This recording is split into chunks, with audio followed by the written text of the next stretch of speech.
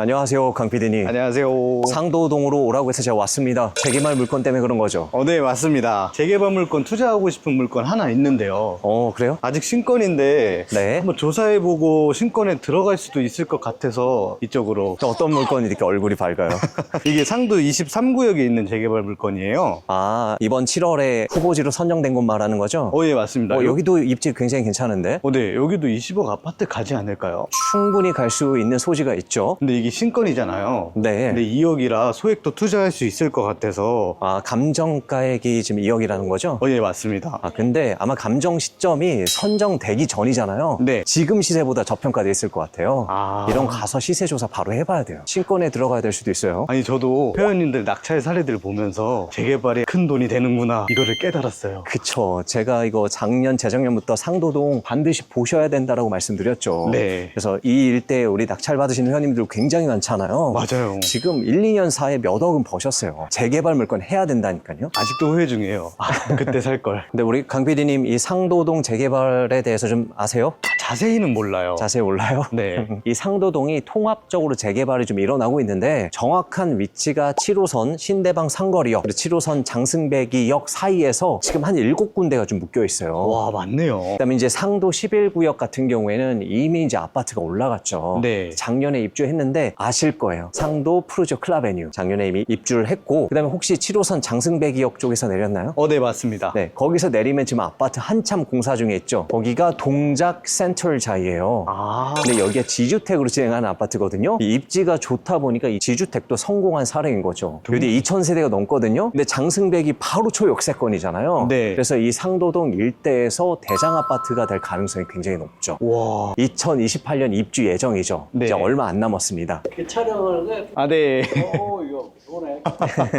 그리고 상도 신속통합기획으로 진행하는 데가 14구역, 15구역이 있어요. 시기상으로는 상도 14구역이 1년 먼저 시작하긴 했거든요. 근데 상도 15구역이 주민들의 반응이 너무 좋은 거예요. 그래서 둘 다 25년 4월에 정비구역 지정 고시가 됐습니다. 근데 15구역 반응이 좋다라고 했죠? 네. 우리 이제 정비구역 지정 고시가 됐으면 조합 설립 인가 받으려고 동의서를 거둬야 되잖아요. 이 15구역이 18일 만에 75% 달성해서 제출을 했고 최근에 조합 설립 인가까지 났습니다. 엄청 빠르네요. 엄청 빠르죠? 네. 14구역은 아직 동의서 진구 중에 있고요. 와. 그래서 15구역이 사람들의 기대가 좀 큰 것 같아요. 왜냐하면 이게 3,200세대거든요. 그럼 이 일대에서 가장 큰 대단지 아파트예요. 그럼 뭐 상도 14구역도 나쁘진 않아요. 오히려 역에 더 가깝긴 하거든요. 여기도 거의 한 1,200세대가 좀 안 되는데 나쁘지 않죠. 그리고 우리 모아타운으로 진행되고 있는 데가 현재 두 군데 있어요. 모아타운은 상도 242번지 일대랑 279번지 일대 있거든요. 네. 네, 242번지 일대는 위치가 되게 좋아요. 이 14구역이랑 15구역 바로 앞에 있거든요. 그러면 이 7호선 신대방 상거리역에서 제일 가까워요. 오.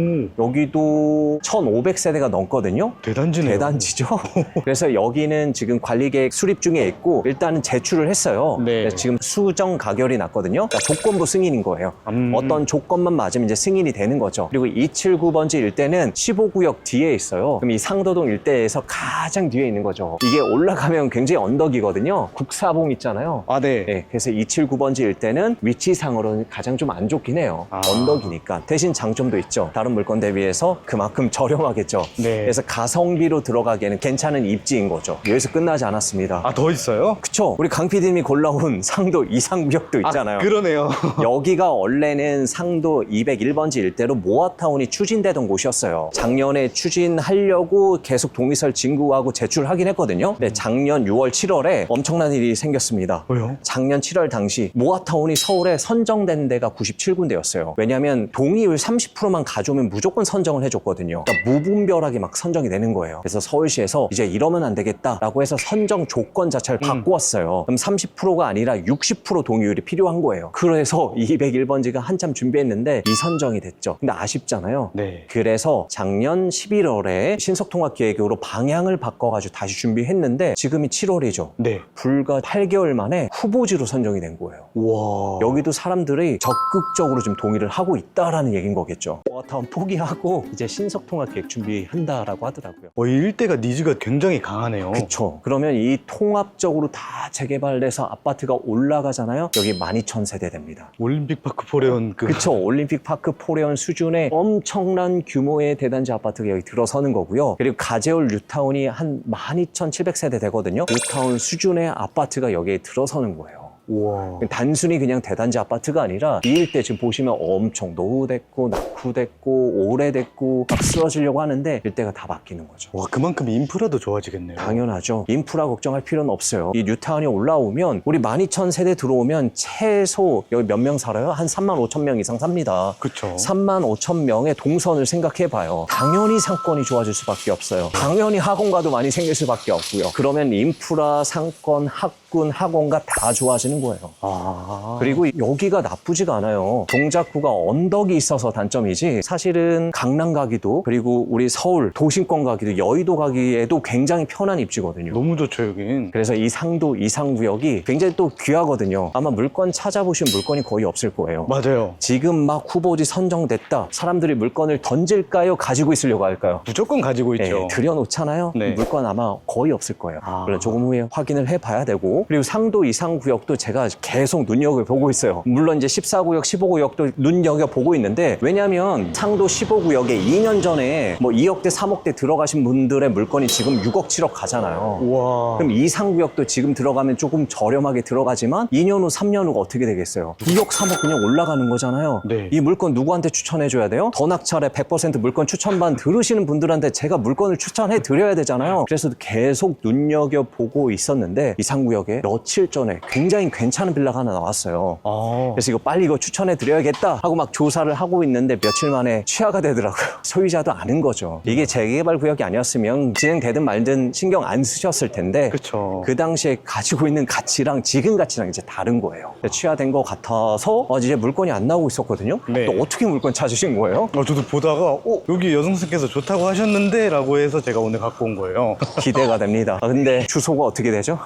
잠시만요. 뭐 사건 번호도 모르고 그냥 막 따라왔습니다. 여기 201-58번지요. 위치 굉장히 괜찮네요. 좋아요. 2, 3번지 일대가 장점이 있어요. 왜요? 우리 예전에 상도 14구역이나 15구역이나 279번지 일대 모아타운 물건도 한번 촬영했었잖아요. 네. 언덕이었죠. 너무 힘들었죠. 심했어요. 근데 2, 3번지 일대는 계속 우리 걸어가고 있잖아요. 거의 평지예요. 그러네요. 그리고 또 장점이 뭐냐면 이 상도동 일대에 초등학교가 딱 하나 있어요. 그게 상도초등학교예요. 근데 이 2, 3번지 일대 그리고 오늘 물건의 위치 보니까 이 상도초등학교에서 5분 거리예요. 굉장히 가깝죠. 네. 279번지 일대도 애들을 키우겠죠. 그쵸. 학교 가려면 어때요? 멀어요. 뭐 내려갈 때는 편하게 올라오는데 하굣길에 애들이 굉장히 힘들어하겠죠. 네. 재개발이 일어나기 전까지는 이 일대에서 어쨌든 살아야 되잖아요. 네. 근데 그 살아가는 날 동안은 괜찮다. 그리고 여기가 장승배기 역까지는 한 8분 정도 소요되네요. 근데 제가 걸어왔을 때는 8분까지는 안 걸렸어요. 6분? 그러면 우리 장승배기 역에서 7호선 타면 어때요? 강남 가기 너무 쉽죠. 일자리 가기 좋죠. 논현 가기 한 15분 걸릴 거예요. 네. 그리고 여기가 여의도 가기도 편해요. 근데 지하철로 가긴 좀 불편하고 버스 타면 한 15분 걸리죠. 근데 2, 3번지 일대가 장점이 있네요. 장점 또 있어요? 장승배기역 가기도 편하긴 한데 정확히 언제 개통될지 계속 미뤄지고 있는 서부선이 개통을 합니다. 이 서부선이 서울대에서 시작을 해서 서울대 입구역, 노량진, 그리고 여의도, 대흥창, 신촌, 세절역까지 연결이 되잖아요. 네. 그러면 여의도 가기에 굉장히 편해져요. 그러니까 이상구역은 더블 역세권이 되는 거예요. 그럼 강남 가기 편하죠. 여의도 가기 편하죠. 그리고 도심권 가기에도 편하죠. 그러니까 일자리 접근성이 괜찮은 거죠. 이렇게 평지에 더블 역세권에 이 초등학교도 품을 수 있는 구역이 되는 거예요. 이상구역은. 그래서 이상구역 눈여겨봐야 돼요. 저도 강남으로 출퇴근하잖아요. 몸택하기에 좋을 것 같아서 진짜 이거 탐나더라고요. 어떤 물건인지 굉장히 기대가 되네요.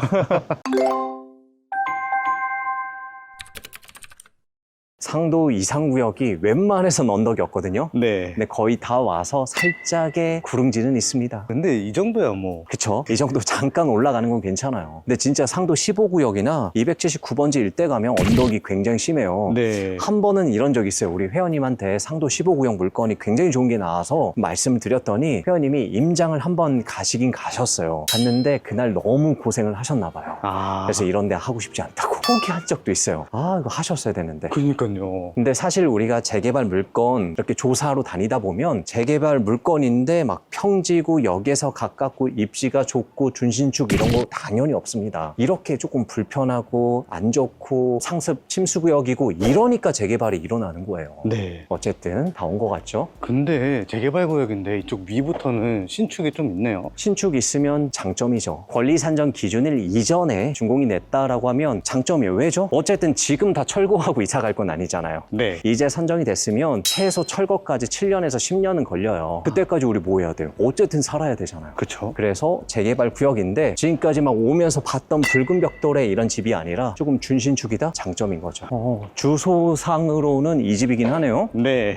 준신축 빌라네요? 좋죠. 그래서 준신축 얘기 꺼냈던 거였어요? 네, 맞습니다. 빌라 굉장히 깔끔한데요? 깨끗한데요? 남양집이고 뭐 냉장고 에어컨도 들어가 있고 벽체 뭘로 마감한 거지? 타일 마감한 거네요. 나름 깨끗하게 지어졌네요. 근데 사건 번호가 어떻게 돼요? 2024 타경 124630이요. 아무 생각 없이 지금 올라왔어요. 2018년도에 준공을 했네요. 네. 그럼 7년 차 된 준신축이면 이 일대에서 거의 가장 새 거라고 봐야 됩니다. 대장이죠. 네. 타일이 양각 있는 느낌 있는 걸로 좀 확인했어요. 네. 그래서 깔끔하고 깨끗하네요. 그리고 호실이 어떻게 돼요? 1층이네요? 네. 잠시만요. 2, 3, 4, 5층까지 있는데요? 네. 다세대 주택 몇 개 층까지 가능하죠? 4개 층이요. 4개 층이고 1층에 웬만해선 필로티로 다 빼죠. 1층 주택을 졌네요? 그럼 이거 주택 아닐 수도 있겠는데요? 근생일 수도 있는 거예요? 이거 근생 같은데? 진짜요? 이거 용도 확인 안 해봤죠? 예, 너무 급하게 찾느라고.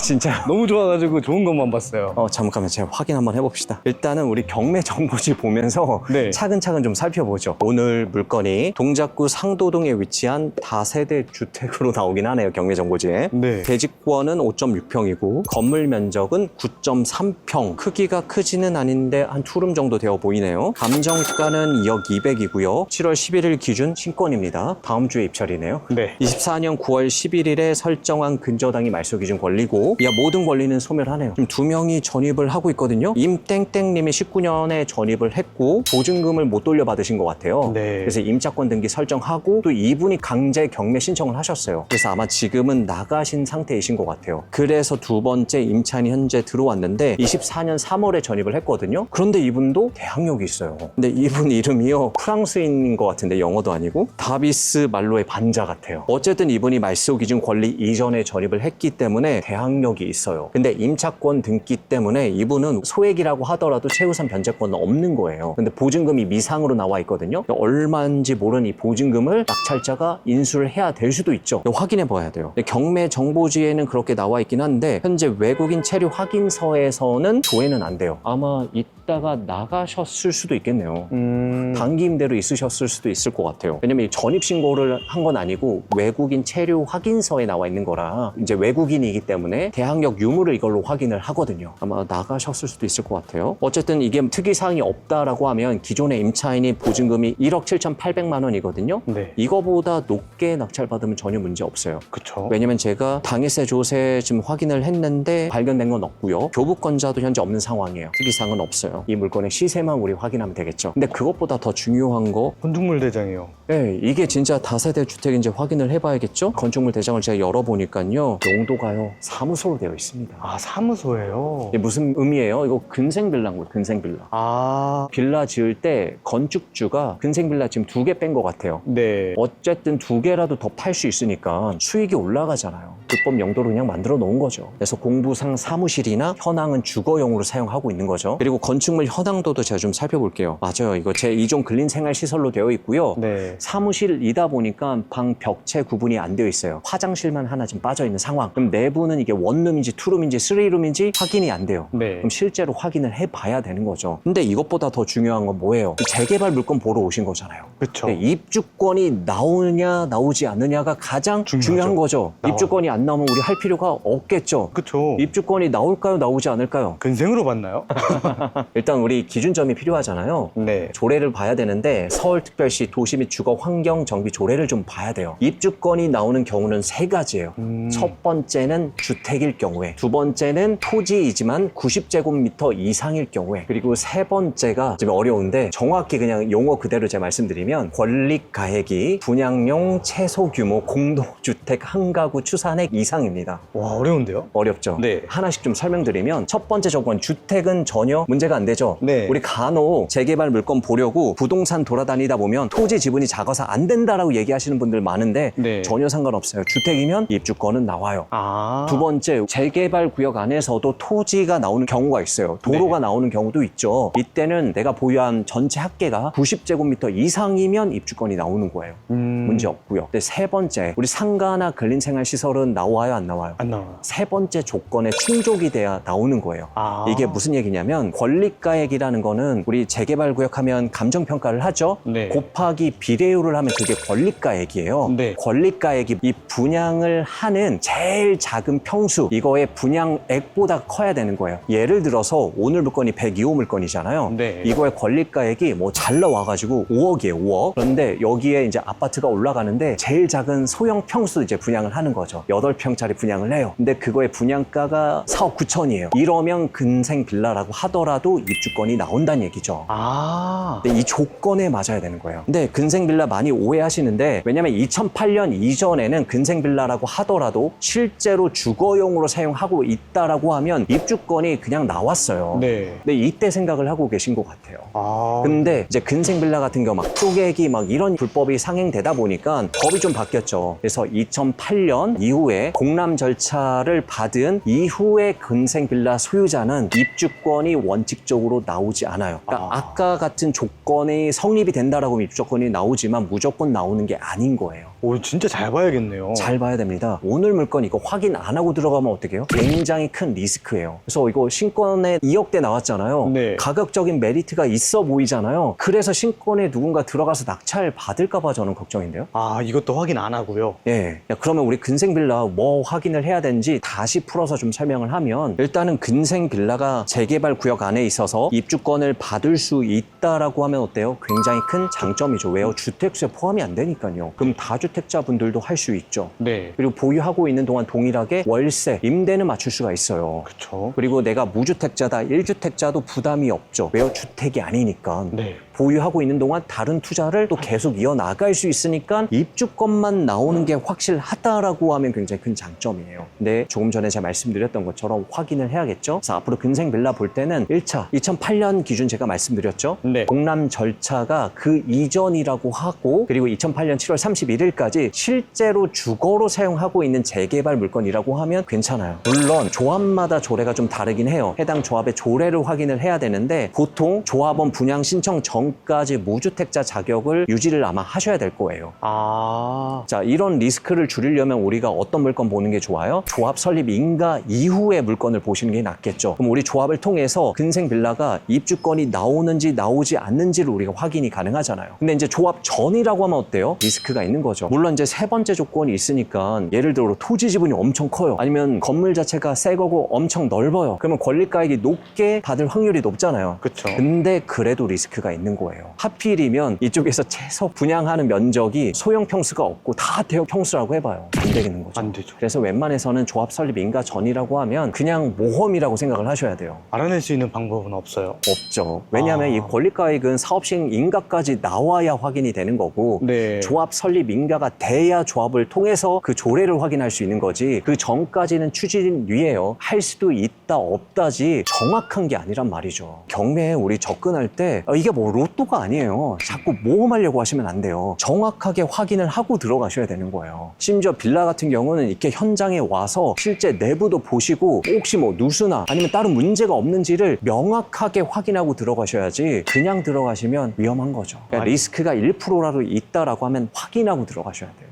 그럼 오늘 물건 어때요? 일단은 2008년 공람이 될 수가 없죠. 이제 막 선정됐잖아요. 그쵸. 그리고 조합 설립이요? 이제 선정됐으니까 조합 설립 되려면 최소 3년은 기다려야 돼요. 빨라도요. 세 번째는요. 아까 102호가 지분 5평 내외였고, 그리고 크기도 9평이었죠? 네, 작았어요. 이게 권리가액이 높게 나올 확률이 굉장히 좀 작아요. 그러네요. 그래서 오늘 물건은 제 생각은 상도 이상 구역 내에 있어서 굉장히 좋은 물건이긴 하지만 입주권이 안 나온다라고 보면 어차피 현금 청산이에요. 그래서 안 하시길 권장드려요, 강 PD님. 아, 저 보증금 다 준비해놨는데요. 진짜요? 네. 아, 어떡하지? 왔으니까 빌라 구경이라도 할까요? 아, 예. 의미가 없나?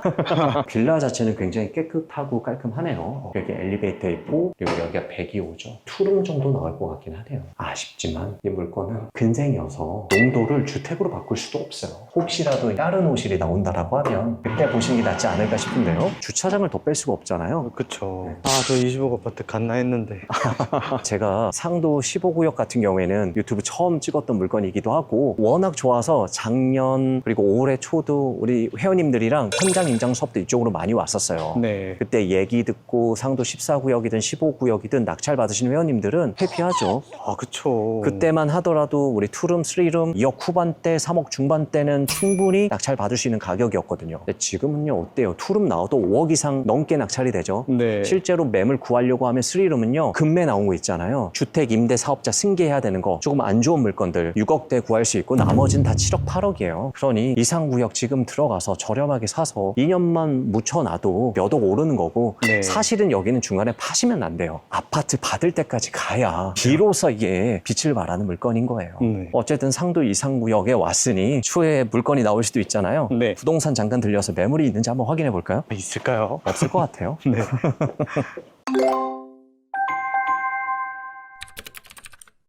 매물이 없죠. 아, 대박이네요. 지금 뭐 네이버 매물상에 2개가 지금 나와 있긴 했었거든요. 네. 근데 하나 투룸 빌라인데 막상 확인해 보니까 흰색 빌라예요, 이것도. 아. 와, 왜 이렇게 저렴하게 나와 있나 했어요. 그리고 오래된 단독주택 같은 게 지금 15억 정도에 나와 있어요. 물론 좋긴 한데 투자금이 너무 많이 들잖아요. 투자금이 있으신 분들은 뭐 이런 물건 보셔도 되는데 좀 부담이 되죠. 부담되죠. 네. 그리고 저 앞에 푸르지오 클라베뉴 보이죠? 아, 네. 깔끔하고 깨끗하죠? 네. 저기가 13억 5천에 분양을 했었어요. 처음에 뭐 분양이 되네 안 되네 하다가 결국 다 분양됐어요. 완판된 거예요? 그렇죠. 왜냐면 아파트 가격 지금 점점 올라가고 있잖아요. 그리고 이번 정부 들어서 유동성도 계속 풀리고 있죠. 그쵸. 대출 규제도 묶죠. 그러면 현금이 조금 적으신 분들은 점점 이런 아파트 사기가 힘들어지는 거예요. 현금이 있으신 분들이야 전혀 상관없죠. 네. 하지만 우리 같은 소시민, 가성비를 따져야 되는 우리들은요 점점 기회를 잃어가는 겁니다. 하지만 우리에게도 이 한 줄기 희망이 있어요. 그게 바로 재개발 물건인 거예요. 아, 진짜 이제 재개발 아니면 아파트 못 들어갈 것 같아요, 서울. 네, 뭐 주식처럼 뭐한 번에 몇 억 번다, 6개월 안에 뭐 비트코인처럼 올라간다 이런 거는 전혀 없어요. 하지만 내가 소액으로 이렇게 투자를 좀 해놓고 5년이든 10년이든 기다리는데 그 10년 후에 이 일대에서 가장 신축 아파트를 받을 수 있다라고 하면요 그 가치는 진짜 어마어마합니다. 특히 젊으신 분들, 우리 강 PD 같으신 분들은 반드시 재개발 투자해놓고 기다리셔야 돼요. 진짜요. 이 시간을 투자해야 이게 엄청난 큰 수익으로 다가오죠. 그리고 우리 부모님들, 자녀분들한테 뭐 아파트 해주려고 하지 마세요. 그동안 고생하셨잖아요. 자녀한테 아파트 해주면 노후생을 어떻게 해요? 그쵸. 은퇴하시고 어떻게 하시려고 그래요? 하지만 한 5천에서 8천 들여가지고 이제 초기 시작하는 빌라 자녀 명의로 해놓으면요 우리 자녀분들 나중에 결혼하고 그리고 애 낳고 애가 걸음마 할 때쯤 아파트로 돌아오잖아요. 그때 큰 도움이 되겠죠. 증여세도 덜 내잖아요. 그럼요. 이렇게 하셔야 돼요. 근데 우리 재개발 물건이 종류가 되게 많아요. 신속통합기획도 있죠. 모아타운도 있죠. 뭐 역세권 시프트에 가로주택 정비 사업 3080. 뭐 3080 플러스 공공재개발, 뭐 뉴타운 재개발 막 여러 가지가 있잖아요. 네. 각각의 특징들을 분명하게 알고 투자를 하셔야 되고요. 그리고 재개발 구역 안에서도 뭐 이런 단독주택도 있고 빌라도 있고 아까 우리 봤던 근생 빌라도 있고 상가도 있고 토지도 있고 하잖아요. 상황에 맞춰서 제대로 투자하셔야 돼요. 아. 안 그러면 열심히 내가 시간을 투자했는데 시간 투자에 대한 보상을 못 받을 수가 있습니다. 와, 10년 기다렸는데 현금 청산 당하면 억장 무너질 것 같아요, 진짜. 그쵸. 내상이죠. 그래서 제대로 알고 투자를 하셔야 되고 하지만 내가 이런 걸 재개발 공부하기 너무 힘들다. 모르겠다, 어떤 물건을 골라야 될지 모르겠다 하신 분들은 저희 더 낙찰과 함께 하시면 됩니다. 왜냐면 저희 100% 물건 추천반에서도 이 서울 안에서 괜찮은 입지에 좋은 물건, 그리고 회원님들 상황에 맞는 전략들을 다 말씀드릴 거예요. 네. 물론 이 물건 추천반의 수업료가 좀 비쌀 수는 있습니다. 하지만 여러분들의 어떤 시간, 여러분들의 기회, 노력, 그리고 여러분들의 어떤 기회 비용들을 확연하게 줄여드릴 수 있을 것 같아요. 아, 그리고 그만한 값을 하고 그만큼 벌어요.